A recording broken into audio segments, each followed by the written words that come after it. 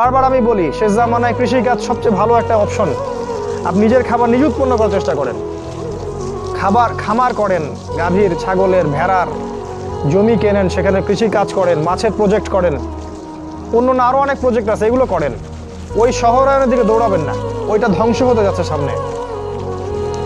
Bank থাকবে না, dollar থাকবে না, আমেরিকা এবং পশ্চিমা বিশ্ব বলে কোনো দেশের অস্তিত্ব সামনে বিশ্বে থাকবে না, কাগজের টাকাও থাকবে না, ইলেকট্রনিক মানি হয়ে যাবে সব। আপনার সম্পদ তার লুটে পুটে খাবে এবং ইসরায়েল থেকে সব নিয়ন্ত্রণ করা হবে, ওই ইসরায়েল থেকে যেটা ইহুদিরা দখল করে রাখছে। সামনের অবস্থা খুব ভয়ঙ্কর। তাই সুদ ছাড়তে হবে, আপনাকে ঘুষ ছাড়তে হবে। আমাদের গভর্নমেন্টের সবচেয়ে বড় সমস্যা কি জানেন? মানে আমাদের এই সেকুলার দেশগুলোর যে রাষ্ট্রপ্রধান যারা হয়, সে যে দলেরই হোক না কেন, সবচেয়ে বড় সমস্যা হচ্ছে দুর্নীতি।